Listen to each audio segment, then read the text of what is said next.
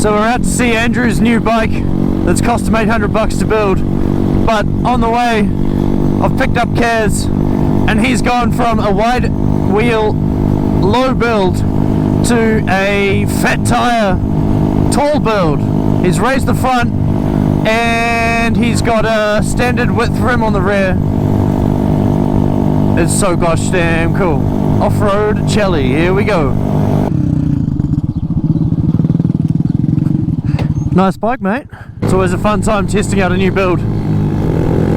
This has been a bare bones project for our old mate Andrew. He was lucky enough to end up with the frame costing him almost nothing.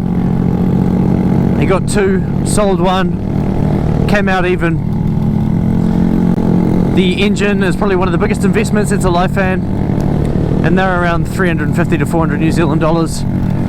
We end up using a different carburetor as well, which adds a little bit more cost onto the build. And their little Super Trap style muffler there, if you get a real Super Trap, you're in like probably more than $800 just for the pipe. But he's managed to get this one here, which I discovered a while back as being a Volkswagen VW beach buggy spark arrestor. And yeah, it's pretty awesome.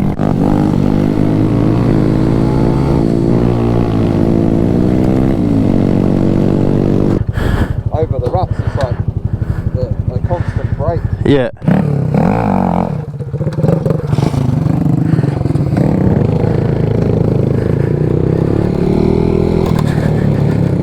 Alright, we're on the BMW Touratech tour. This is the GS Rally Adventure. He's not standing up enough. Oh, I just had to put my visor down. There's so much dust. It's usually quite wet up here, but it's super dry today.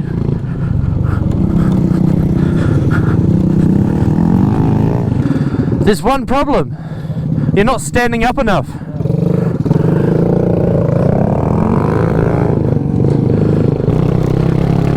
Well, it looks like it's going well so far.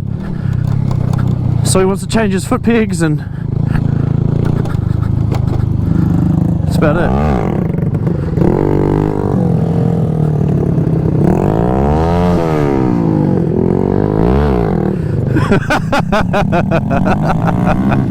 Yeah, boy. It can hold, we're not doing it now, but it can hold about 85, 90 kilometers per hour on the open road. One design flaw I can see so far is that his back's starting to get covered in mud, and we haven't even really been in any hectic mud yet. So we've done a bit of open road riding, and Andrew's bike's definitely the slowest of the bunch. We've all got similar engines, but yeah, the gearing setup on that is just allowing really for a wicked amount of acceleration and stuff, but it tops out quite early. It can lift the front end quite well if it needs to, but yeah. And I'm not saying it's slow, we're doing 80 kilometers an hour at the moment, happy, so cool.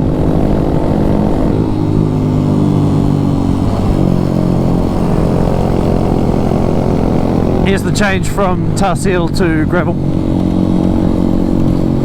So I expect our speeds to drop a bit. People to be a bit more careful. Kass is struggling on the Chelly with bottoming out on the rear end. And Andrew's just getting used to the bike. It's his first proper ride on gravel with it. So yeah, let's see how it goes. Before Andrew got this bike, it was going to the scrap heap. So I think that qualifies him to be able to put whatever he likes in it. And it's better to see a bike repowered with a 4-stroke than to see it in the scrap heap. Good on you, mate. I'm going to shut up for a second and you can just watch and see how this bike rides.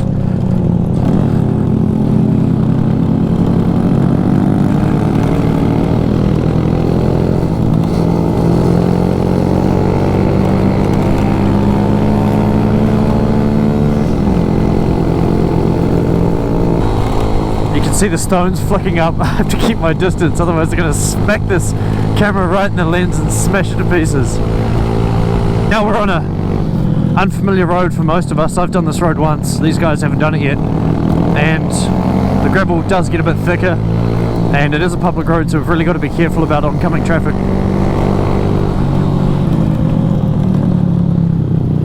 It's these right hand corners here where the camera's not in your favour that cause you the most trouble. bike's liable to slip out on you a lot easier than a corner like this left-hander here, where it's working in your favour. So the question being asked today is, was his $800 bike worth it? I think it's safe to say heck yeah. Where else, or what sport, or what motorsport, I guess is a better question to form. What motorsport can you spend $800 and have the time of your life? None. Now bear in mind, if you just went out and had a pile of cash and were trying to build that bike that's in front of us at the moment, you probably spend more than $800. He acquired the frame quite a while ago and came out on top, so the frame actually ended up costing him nothing due to another deal he'd done. The exhaust, the welding was free. If you don't have a friend that can weld, then that's going to cost you money. The seat, well, Mr. Wheelie Man, he's a professional upholsterer and he does a bloody good job of it too. You'd probably be hit about $1,500 if you were to build something like that without any help from anyone, but still, it's only cost Andrew $800, and my gosh, was it worth it?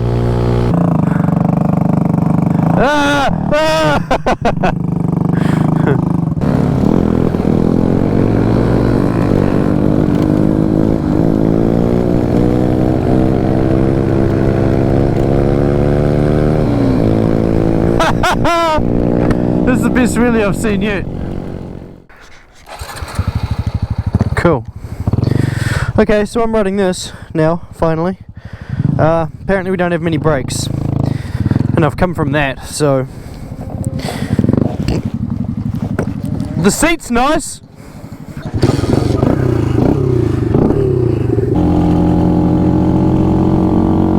Yeah, I see what he means about the gear ratio, so it gets to a point where it doesn't really want to accelerate too much, but if you change down to a different gear to get more speed, it's over revving, so you're kind of missing that torque curve. This is good fun.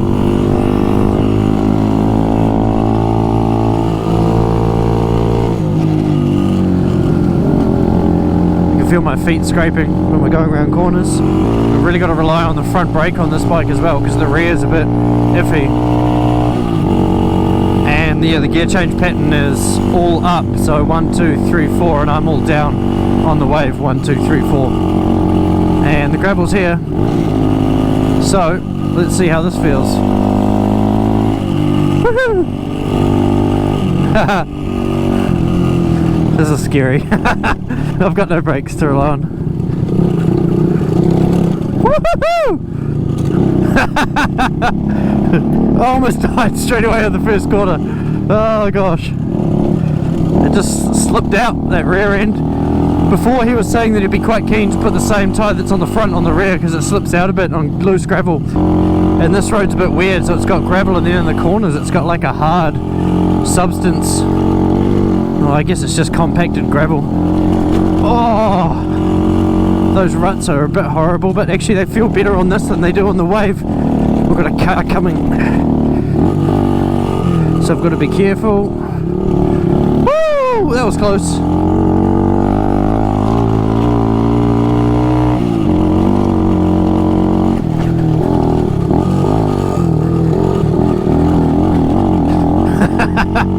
You're just manhandling this thing around the corners more than the wave. Kind of, obviously it's a bit more modern and a bit more factory orientated, I guess you could say, whereas this is a few bits cobbled together, so you can definitely feel, I can feel the tread slipping out, but it's good fun to ride.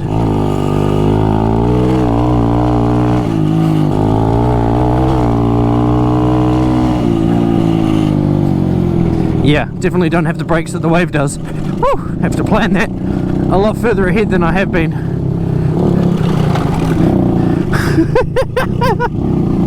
Holy fuck. Oh, I almost died. It goes well.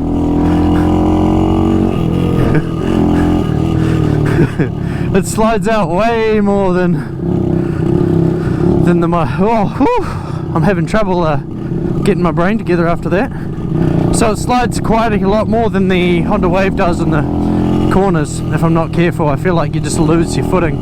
Whether that's to do with the Shinko whole shot tyre. Oh frick! I think that's the first time I've actually seen something less suitable than these bikes to go on this road. A lowered Nissan 350Z.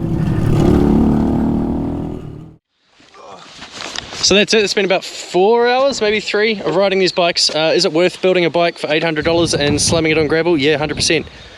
Could you do it in today's small bike climate in New Zealand? Probably not. Small bike stuff.